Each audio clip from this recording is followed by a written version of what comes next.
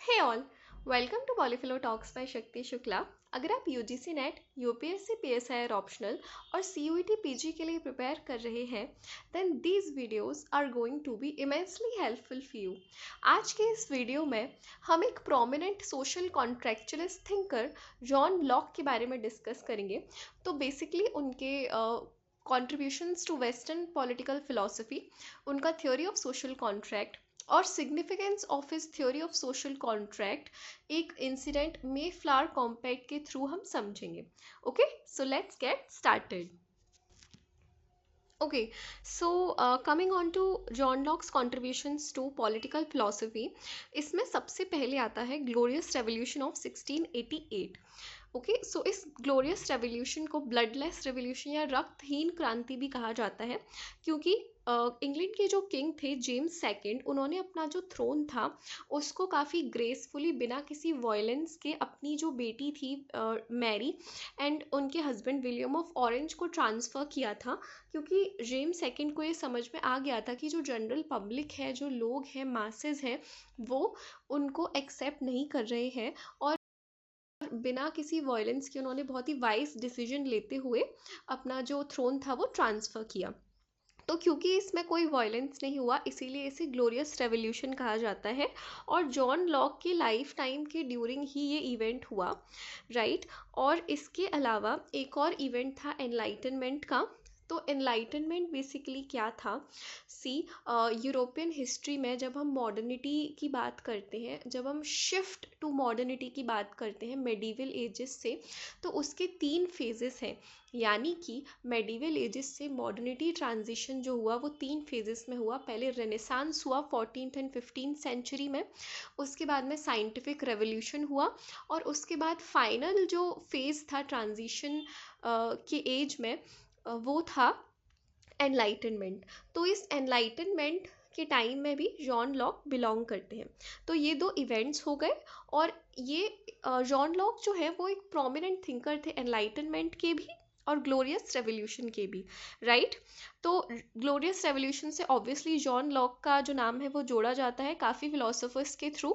But एक philosopher है Richard एशक्राफ्ट, जो ये बिलीव नहीं करते कि जॉन लॉक जो थे वो एक ग्लोरियस रेवोल्यूशन के एक इम्पॉर्टेंट थिंकर थे। ओके, सो ये था ग्लोरियस रेवोल्यूशन एंड एनलाइटनमेंट के बारे में।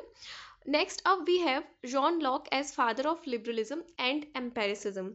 सो लिबरलिज्म, आपको पता है कि लिबर्टी का जो एक बेसिकली आइडियोलॉजिकल एक्सटेंशन है वो लिबरलिज्म हो जाता है। और लिबर्टी क्या होता है?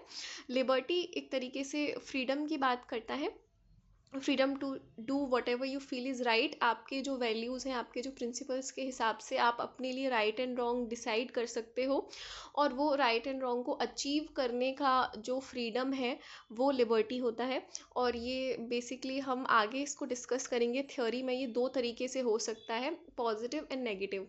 एंड ये पॉजिटिव एंड नेगेटिव लिबर्टी जो होगा वो बेसिकली इस आपके जो नेचर ऑफ रिस्ट्रिक्शंस है आपकी लिबर्टी पे, उसके बेसिस पे होगा।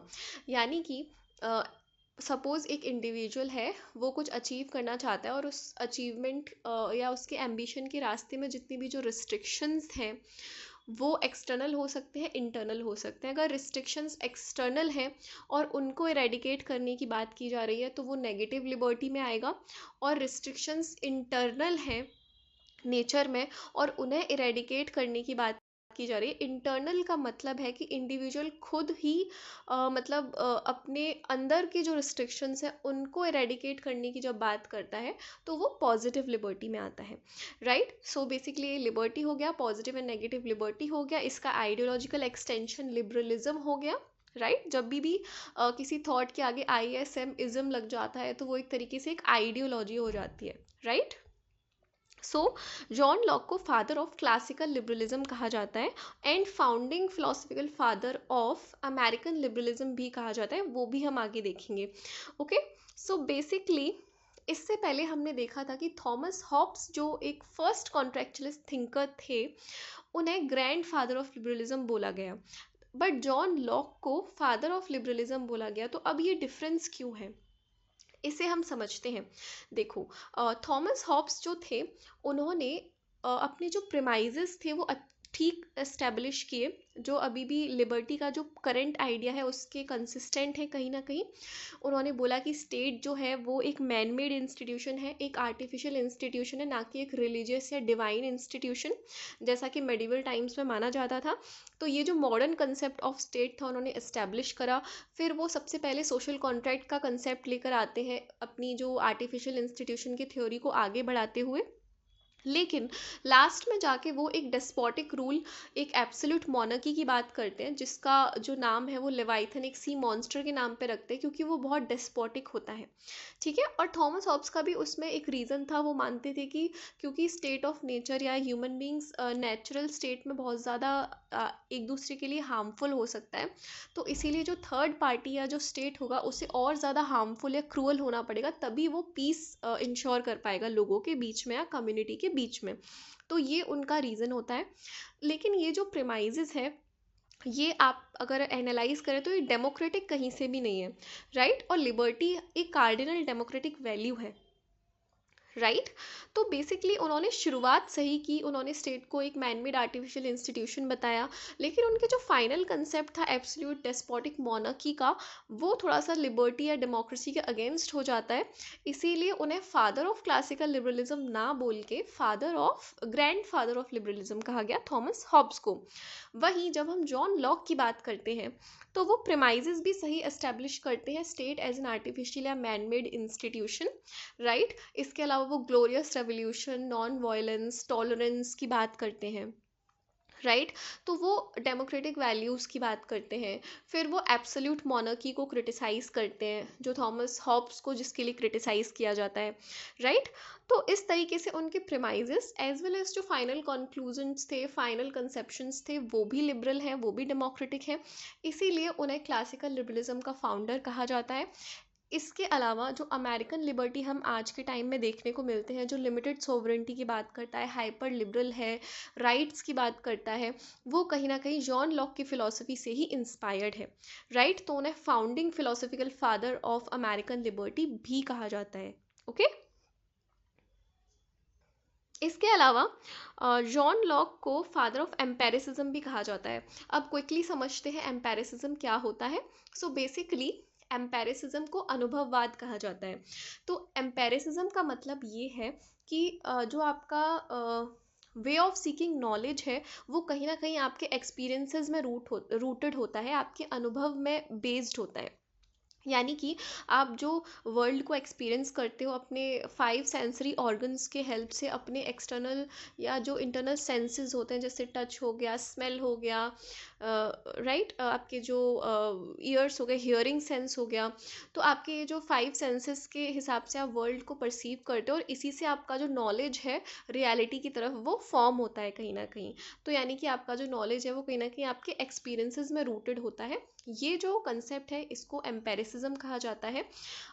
तो ये empiricism in the field of epistemology, epistemology का मतलब होता है ज्ञान मीमांसा, यानी कि नॉलेज सीख करना, और वो नॉलेज आपके एक्सपीरियंसेस के ऊपर बेस्ड होगी, राइट। तो एपिस्टेमोलॉजिकल एम्पेरिसिज्म ये भी जॉन लॉक से रिलेटेड है, और लिबरलिज्म तो उनसे रिलेटेड है ही, राइट।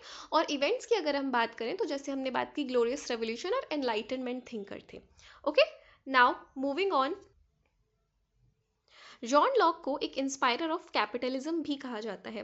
अब कैपिटलिज्म जैसा कि आप जानते होंगे कि वो बेसिकली जो सेंट्रल इकोनॉमिक प्रॉब्लम्स होती हैं, लाइक जो प्रोडक्शन से रिलेटेड, डिस्ट्रीब्यूशन से रिलेटेड, एलोकेशन से रिलेटेड, तो ये फ्री मार्केट को असाइन करने की बात करता है कैपिटलिज्म। यानी कि कैपिटलिज्म मिनिमल स्टेट की बात करता है। कैपिटलिज्म की अगर आप आइडियोलॉजी को एनालाइज करें तो वो लिबर्टी के बिना पॉसिबल नहीं है, राइट।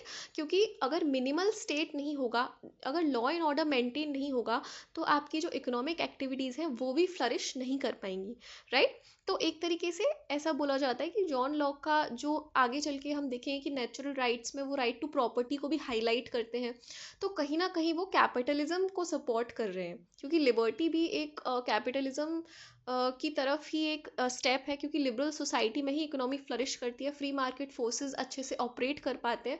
जब तक अगर वॉर ऑन सोसाइटी हो, सोसाइटी में वायलेंस चल रहा है, लॉ एंड ऑर्डर नहीं है, तो इकोनॉमी भी फ्लरिश नहीं कर पाएगी। तो उन्हें इंस्पायरर ऑफ कैपिटलिज्म भी कहा जाता है जॉन लॉक को। और इसके लिए एक थिंकर आते हैं सीवी मैकपर्सन, जिन्होंने बुक लिखी है थ्योरी ऑफ पजेसिव इंडिविजुअलिज्म। तो थ्योरी ऑफ पजेसिव इंडिविजुअलिज्म में वो जॉन लॉक का जो एक इनहेरेंट सपोर्ट है कैपिटलिज्म की तरफ, उसको क्रिटिसाइज किया है, राइट। तो सीवी मैकपर्सन पजेसिव इंडिविजुअलिज्म के लिए जॉन लॉक को क्रिटिसाइज करते हैं अपने वर्क में, ये भी आपको याद रखना है। नाउ जैसा कि हमने देखा कि जॉन लॉक एक फिलोसफिकल फाउंडर है American spirit of liberty, American liberalism के, राइट। तो इसको हम एक इंसिडेंट हुआ था बेसिकली बॉस्टन टी पार्टी नाम से इन 1773। ओके तो इसको बोला जाता है कि इस इंसिडेंट से आप समझ सकते हैं कि जॉन लॉक की लिबर्टी का कितना इम्पैक्ट था इवन 18th सेंचुरी अमेरिका में। तो बेसिकली बॉस्टन टी पार्टी में क्या था कि जो ब्रिटिशर्स थे, जैसा आप जानते हैं, वो अमेरिका को कॉलोनाइज कर रखा था उन्होंने। तो जब तो वो टी ट्रेड बहुत ज़्यादा करते थे, ब्रिटिशर्स थे, इंडिया में भी करते थे। तो उसी तरीके से अमेरिकन को एम्प्लॉय करते थे और टी ट्रेड करते थे। तो क्योंकि अमेरिकन को उन्होंने कोई रिप्रेजेंटेशन राइट्स नहीं दे रखे थे, लेकिन उनसे टैक्सेशन वगैरह पूरा लिया जा रहा था, ट्रेड बेनिफिट्स उनसे ले रहे थे, उनका जो लेबर जो है अमेरिकन उनको ऑफर कर रहे थे, क्योंकि उन्होंने ब्रिटिशर्स ने कॉलोनाइज किया था अमेरिका को। तो एक ग्रुप ऑफ अमेरिकन जो वर्कर्स है बेसिकली वो इस इन चीज़ों से परेशान होकर बेसिकली रिवॉल्ट करते हैं। और ये जो रिवॉल्ट था उसमें ये जितने भी जो टी बैग्स थे, वो जो शिप जा रहा था ट्रांसपोर्टेशन के लिए, यानी कि ट्रेड के लिए जो शिप जा रहा था, जो शिपमेंट था, उसमें जितने भी टी पैकेट्स थे उनको वो ओशन में डंप कर देते हैं as a sign of their protest. और उस प्रोटेस्ट में एक मोटो निकल के आता है, नो टैक्सेशन विदाउट रिप्रेजेंटेशन। तो ऐसा बोला जाता है कि बॉस्टन टी पार्टी का ये जो इंसिडेंट था, इसका अगर हम स्पिरिट ऑफ लिबर्टी देखें तो वो इसेंशियली लॉकियन है, यानी कि लॉक की जो फिलॉसफी है उससे कहीं ना कहीं इंस्पायर्ड है। ओके सो ये भी एक सिग्निफिकेंट इवेंट है जो हमें सिग्निफिकेंस ऑफ लॉकियन फिलॉसफी को हाईलाइट करता है। ओके नाउ मूविंग ऑन, जैसा हमने देखा कि जॉन लॉक जो है वो थॉमस हॉब्स से हटकर एब्सोल्यूट मोनार्की की जगह या डेस्पोटिक रूल की जगह वो डेमोक्रेसी की कार्डिनल वैल्यूज़ की बात करते हैं, जिसमें वो टॉलरेंस की बात करते हैं, जिसमें वो लिबर्टी की बात करते हैं। और इस लिबर्टी एंड टॉलरेंस को ध्यान में रखते ही जब सॉवरेंटी की बात आती है, गवर्नमेंट की बात आती है, तो वो minimal state, limited government, limited sovereignty को एनकरेज करते हैं। ओके और अगर हम क्लासिकल लिबरलिज्म की बात करें, जो बेसिकली ये बिलीव करता है कि every individual has the right to choose and achieve whatever they think is right for them. Okay यानी कि अपने वैल्यूज़, अपने प्रिंसिपल्स के हिसाब से individuals are free to do whatever they want, और स्टेट को इसमें उन्हें सपोर्ट करना चाहिए। जो रिस्ट्रिक्शंस हैं उनकी लिबर्टी में, जो एक्सटर्नल रिस्ट्रिक्शंस हैं, उनको इरेडिकेट करने का जो रोल है वो स्टेट का होना चाहिए।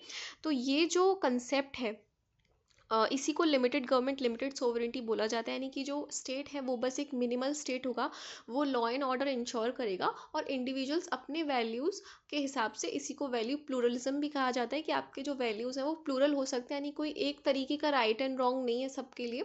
सब अपना राइट एंड रॉन्ग खुद डिसाइड करेंगे और एक सिक्योर सोसाइटी में उसे अचीव करने में हेल्प करेंगे, राइट। तो अब इंडिविजुअल्स जो हैं वो अपना राइट एंड रॉन्ग डिसाइड करने के लिए केपेबल है। यानी कि अगर आप लिमिटेड सोवरेंटी की बात कर रहे हो, इंडिविजुअल्स को फ्रीडम देने की बात कर रहे हो, तो फ्रीडम के साथ में रिस्पॉन्सिबिलिटी भी आएगी कि आपको अपना राइट एंड रॉन्ग खुद डिसाइड करना है, वैल्यू प्लूरलिज्म में, राइट। यानी कि अपने खुद के वैल्यूज़, प्रिंसिपल्स डिफाइन करने हैं। इसका मतलब इनहेरेंट अजम्पशन क्या है? इनहेरेंट अजम्पशन ये है कि ह्यूमन बींग्स जो है वो रैशनल एंड कंप्लीट बींग्स हैं, उनको परफेक्टली पता है कि उनके लिए क्या सही है एंड क्या गलत है। ओके तो फंडामेंटल अजम्पशन जो है वो लॉकियन लिबर्टी का ये हो गया कि human beings are rational and complete beings, और इसीलिए उन्होंने limited government and limited sovereignty की बात की है, अनलाइक थॉमस हॉब्स जिन्होंने डेस्पोटिक या एब्सोल्यूट मोनार्की की बात की है। ओके ये डिस्टिंक्शन बहुत इंपॉर्टेंट है। इसके अलावा अपना जो लिबर्टी का कंसेप्ट है उसको आगे ले जाते हुए उन्होंने नेचुरल राइट्स की बात की है, और ये नेचुरल राइट्स जो है वो थोड़ा सा पॉजिटिव राइट से अलग हो जाते हैं, लीगल राइट से अलग हो जाते हैं। देखिए, राइट्स बेसिकली क्या होता है? राइट्स बेसिकली एक लेजिटिमेट क्लेम होता है इंडिविजुअल का सोसाइटी से, स्टेट से, एक दूसरे से, कि उनको कैसे ट्रीट किया जाना है इन अ सर्टेन वे, उनको रिस्पेक्ट जो है हर किसी की मेंटेन हो।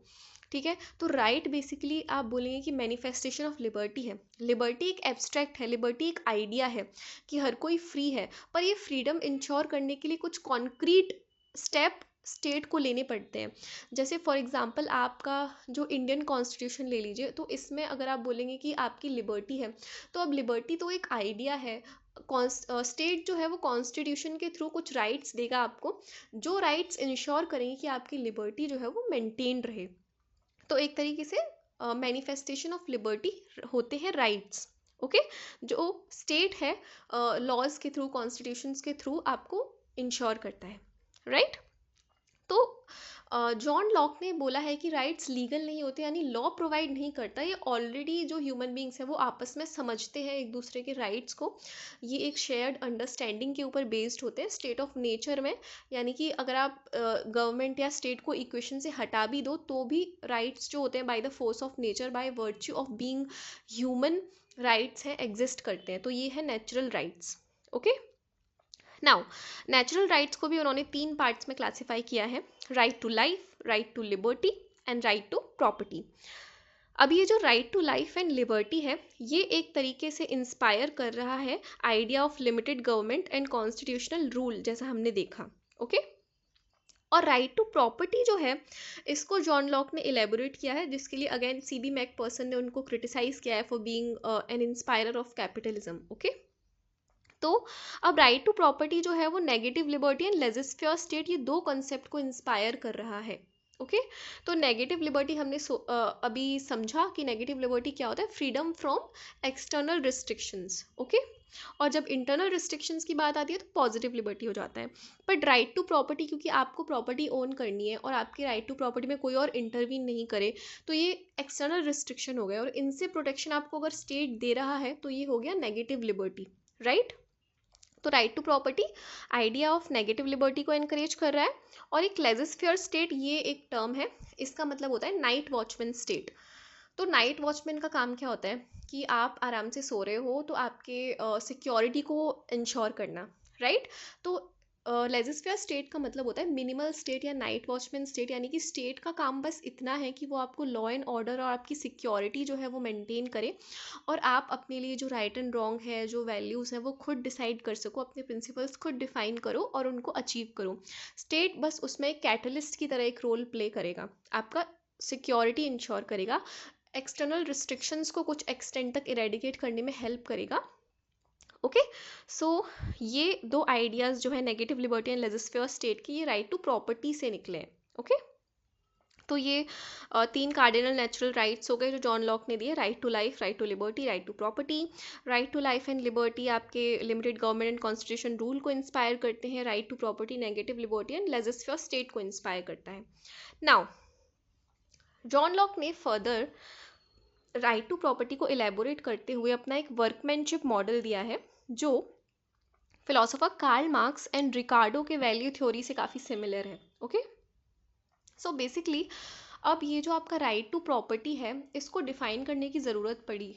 ओके, तो लॉक को लगा कि इसकी ज़रूरत है इसे डिफाइन करने की, तो लॉक ने बोला कि ये, मान लीजिए कि जब कोई प्राइवेट प्रॉपर्टी का कोई इंस्टीट्यूशन नहीं था, यानी कि प्रॉपर्टी जो थी वो सब ओन करते थे, but at the same time कोई ओन नहीं कर रहा, राइट, कॉमन ओनरशिप। तो इस कॉमन ओनरशिप में आपने क्या किया कि अपना लेबर कहीं दिया, कहीं इन्वेस्ट किया, आपने किसी प्रॉपर्टी पर काम किया, उसको अच्छा बनाया। फॉर इंस्टेंस आपने एक कोई खाली ज़मीन थी, आपने उसमें अपना घर बनाया, एक फैमिली क्रिएट की, तो एक तरीके से आपने अपना लेबर, अपना टाइम जो है उसमें इन्वेस्ट किया। तो जॉन लॉक के according by the virtue of your work और लेबर वो प्रॉपर्टी आपकी हो जाती है। और ये तब हुआ जब कॉमन ओनरशिप थी। तो कॉमन ओनरशिप से ये जो प्राइवेट ओनरशिप में ट्रांजिशन हुआ, इसमें जो एक कार्डिनल रीज़न है इसका, वो आपका लेबर है, वो आपका वर्क है जो आपने किया। तो ये वर्कमैनशिप मॉडल है जिसमें लेबर एक जस्टिफिकेशन है आपके एक्विजिशन ऑफ प्रॉपर्टी के लिए, आपके प्रॉपर्टी के राइट के लिए। लेकिन लॉक ने एट द सेम टाइम ये भी बोला कि ये जो प्रॉपर्टी है वो इन्फिनाइट या अनलिमिटेड नहीं है, यानी कि एक ही इंडिविजुअल ऐसा नहीं है कि उसने अपना सारी ही जो प्रॉपर्टी है वो एक्वायर कर ली और बाकी लोगों के लिए कुछ नहीं बचे। तो ऐसी सिचुएशन में उन्होंने 3 लिमिटेशंस दिए राइट टू प्रॉपर्टी में। फर्स्ट वन इज़ लेबर, यानी कि जितना आप लेबर दोगे, जितना आप मेहनत करोगे, उतनी ही प्रॉपर्टी आपकी होगी, राइट, एक्स्ट्रा नहीं होगी। Second one is sufficiency. Sufficiency का मतलब है कि आप उतनी ही प्रॉपर्टी एक्वायर करो जितना आपको ज़रूरत है और बाकी लोगों के लिए भी छोड़ दो, राइट। और थर्ड स्पॉइलेज, अगेन वो सफिशेंसी से ही आता है कि आपने जितनी सफिशिएंट है उतना लो और वेस्ट मत करो। स्पॉइलेज यानी वेस्ट, तो वेस्ट आपको नहीं करना है। तो ये 3 लिमिटेशंस हैं, labour, sufficiency and spoilage, right to property के लिए। और राइट टू प्रॉपर्टी का जस्टिफिकेशन कहाँ से आता है? जो लेबर आपने दिया। कार्ल मार्क्स की वैल्यू थ्योरी जब आप पढ़ेंगे तब आपको रियलाइज होगा कि काफ़ी सिमिलैरिटी है दोनों में, राइट। तो ये थे जॉन लॉक के natural rights. Okay, moving on, हम क्विकली समझेंगे जॉन लॉक का जो सोशल कॉन्ट्रैक्ट का थ्योरी है। तो जैसा हमने हॉब्स के टाइम पे भी किया था, हम इसको बहुत ही सिस्टमैटिकली समझेंगे। सबसे पहले ह्यूमन नेचर। तो ह्यूमन नेचर, क्योंकि जॉन लॉक ने ग्लोरियस रेवोल्यूशन देखा तो उनका जो परसेप्शन है ह्यूमन नेचर को लेके बहुत ही ज़्यादा सकारात्मक, पॉजिटिव एंड ऑप्टिमिस्टिक है। ओके, और ये जो ह्यूमन नेचर है वो state of nature, state of nature क्या है? एक ऐसी सिचुएशन जहाँ स्टेट एग्जिस्ट नहीं करता और ये सिचुएशन बस एक थॉट एक्सपेरिमेंट है स्टेट का जो एग्जिस्टेंस है उसे समझने के लिए। यानी कि स्टेट एक इंस्टीट्यूशन क्यों एग्जिस्ट करता है उसको समझने के लिए हमने एक ऐसी सिचुएशन इमेजिन की जहाँ स्टेट नहीं था। उससे क्या होगा? उससे हमें पता चलेगा कि ऐसी कुछ प्रॉब्लम्स रही होंगी जिसकी वजह से हम स्टेट को लेकर आए, और उस स्टेट को हम लेकर आते हैं सोशल कॉन्ट्रैक्ट के थ्रू। ओके, सो ये मोटा मोटा आपका सोशल कॉन्ट्रैक्ट का एक कंसेप्ट है। तो सबसे पहला स्टेप ह्यूमन नेचर। तो सकारात्मक, पॉजिटिव तरीके से उन्होंने उसको परसीव किया। क्यों किया? क्योंकि ग्लोरियस रेवोल्यूशन उन्होंने देखा हुआ था, तो उनका परसेप्शन इसीलिए सकारात्मक था, पॉजिटिव था। फिर स्टेट ऑफ नेचर में भी ये ह्यूमन नेचर को उन्होंने अप्लाई किया।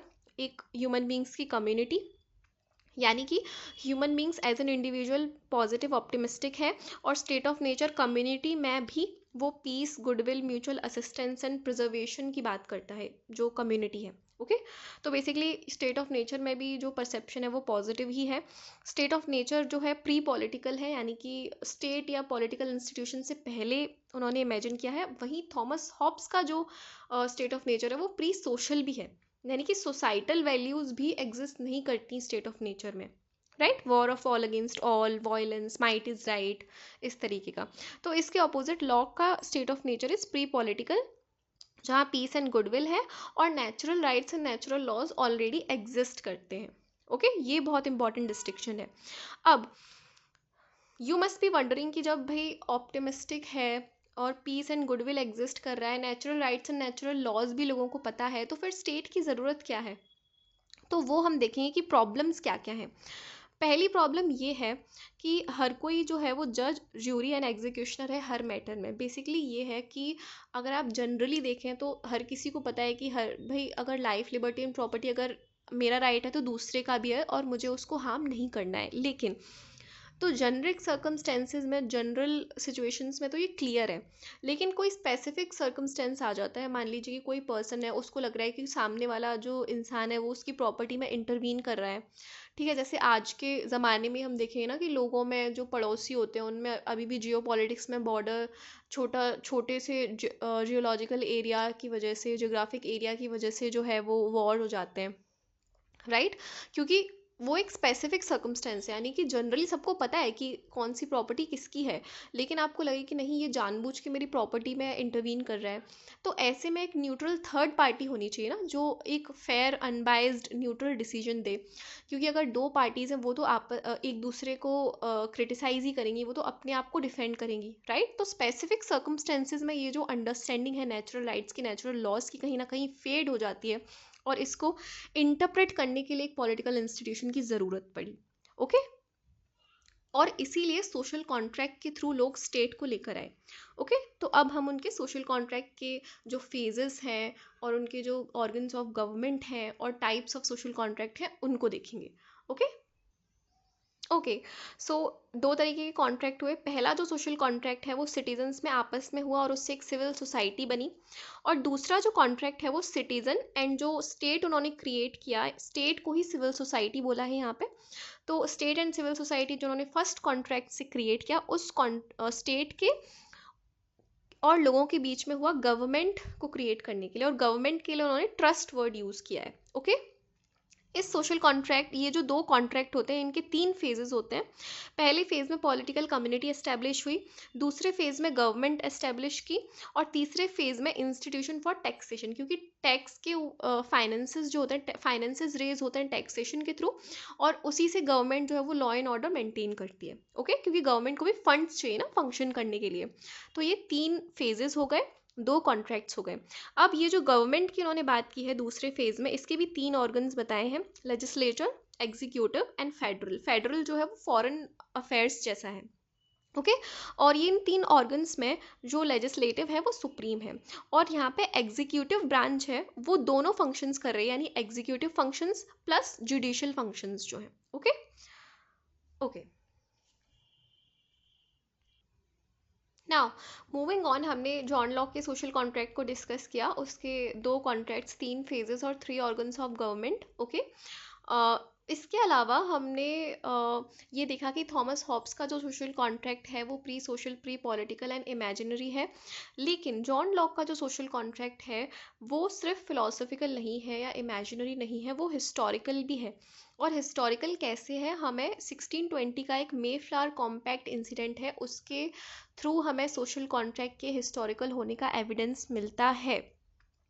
क्विकली समझते हैं मे फ्लावर कॉम्पैक्ट क्या है। सो बेसिकली क्या था, जेम्स फर्स्ट, जैसा हमने देखा ब्रिटेन के जो किंग थे, उनके कुछ रिलीजियस पॉलिसीज़ लोगों को पसंद नहीं थी, मासेस उनको एक्सेप्ट नहीं कर रहे थे। तो उनका जो परसिक्यूशन है उससे बचने के लिए जो प्यूरिटन्स थे, वहाँ का एक रिफॉर्मिस्ट ग्रुप था, जिनको जो रूढ़िवादी प्रैक्टिसेस थी वो पसंद नहीं आ रही थी जेम्स फर्स्ट की, तो वो परसिक्यूशन एस्केप करने के लिए भागकर अमेरिका जाते हैं। तो अमेरिका जाते हैं तो वो एक शिप पे होते हैं, वो एक प्लाईमाउथ कॉलोनी एस्टैब्लिश करते हैं, और उस कॉलोनी का जो सेल्फ गवर्नेंस, एक सेल्फ गवर्निंग के लिए एक फ्रेमवर्क वो तैयार करते हैं। ओके, और ये गवर्निंग डॉक्यूमेंट जो सेल्फ गवर्निंग फ्रेमवर्क लेकर आता है, इसी को मेफ्लावर कॉम्पैक्ट बोला गया, और ये अमेरिकन हिस्ट्री में पहला फ्रेमवर्क ऑफ सेल्फ गवर्नमेंट है, जो जितने भी पिलग्रिम्स थे, जितने भी ये जो प्यूरिटन्स भाग कर जा रहे थे, उनको एक सिविल बॉडी पॉलिटिक में बाइंड करता है। और इसी तरीके का कंसेप्ट जो है जॉन लॉक ने अपनी थ्योरी ऑफ सोशल कॉन्ट्रैक्ट में दिया भी है। राइट, तो इससे हमें क्या पता चलता है कि उनका जो सोशल कॉन्ट्रैक्ट है वो प्योरली फिलोसफिकल या थियोरेटिकल नहीं है, हमें हिस्ट्री में भी एविडेंस मिलता है, अमेरिकन हिस्ट्री में, तो वो हिस्टोरिकल भी है। Okay, so that's it for today. Thanks for listening, and please like, share and subscribe Polyphilo Talks for more videos like this.